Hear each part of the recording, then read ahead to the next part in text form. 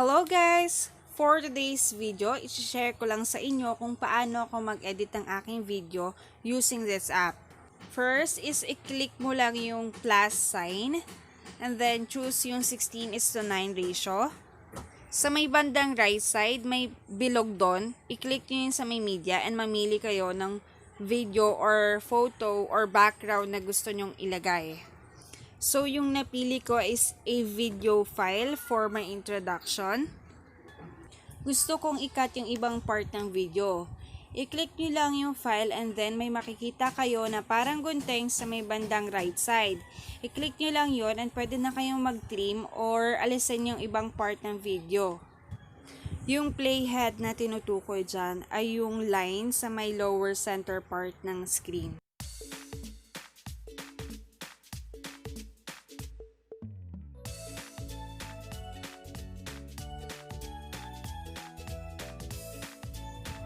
Para naman ma-zoom natin yung ibang part, i-click nyo lang yung option sa tabi ng trim. Ito yung pan and zoom. I-adjust nyo lang kung gaano kalapit yung gusto ninyo.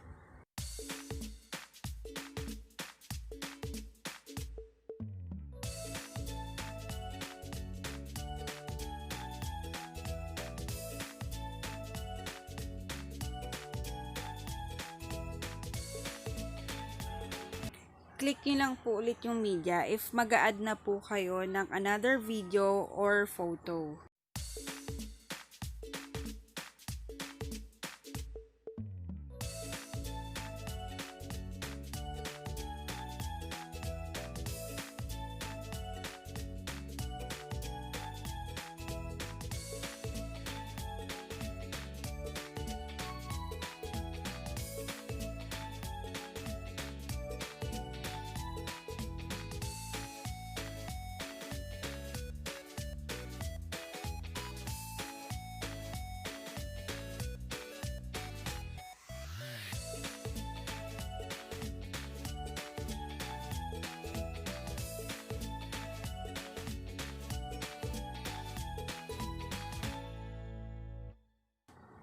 For adjusting the speed of the video, on the right side, click nyo lang yung option na speed. And there, makikita mo yung choices kung gaano kabilis or kabagal ang gusto nyo. Pwede nyo rin ma-mute or alisin yung boses or tunog ng file.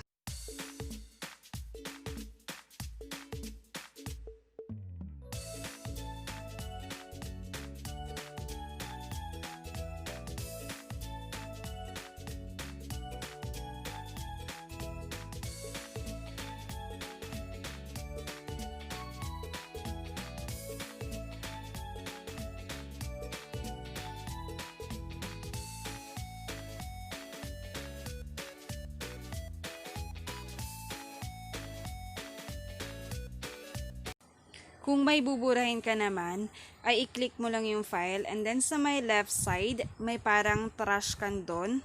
Pindutin mo lang yon and then mabubura na yung file na gusto nyong alisin.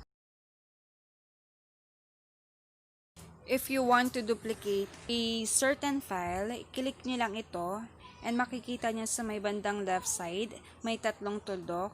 Pindutin nyo po yung duplicate.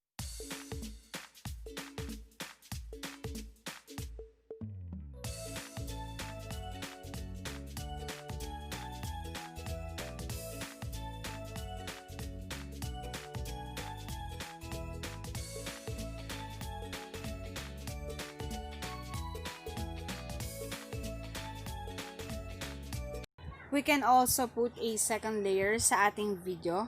On the right side, click nyo lang po yung optional layer and nandun yung mga choices. This time, I want to put a downloaded video of subscribe animation. As you can see, it has a green screen background. Pwede natin itong maalis kapag enable ang chroma key.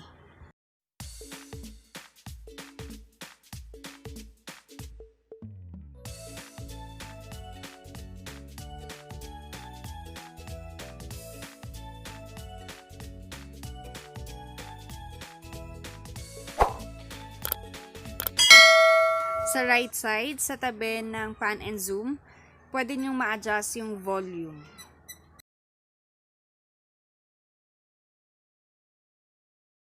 Sa may right side, may makikita kayo doon ng option para sa transition effect.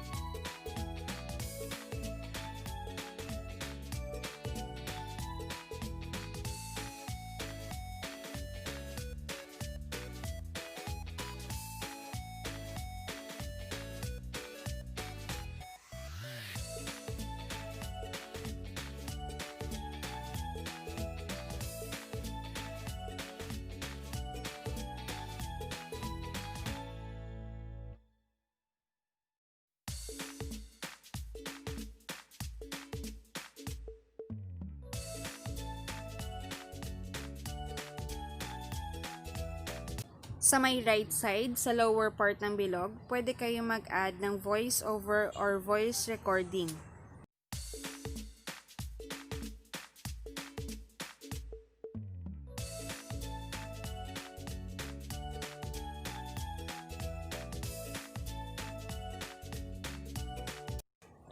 Pwede rin kayo mag-add ng text.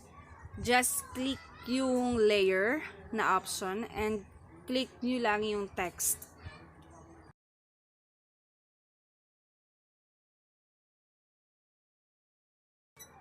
And of course, may choices kayo kung anong font style and color.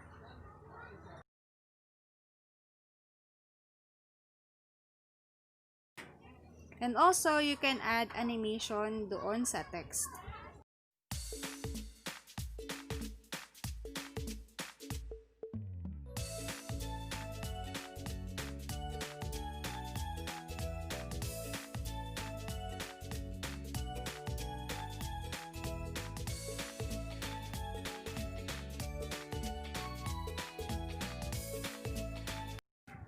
And syempre, pwede rin kayo mag-add ng audio or music.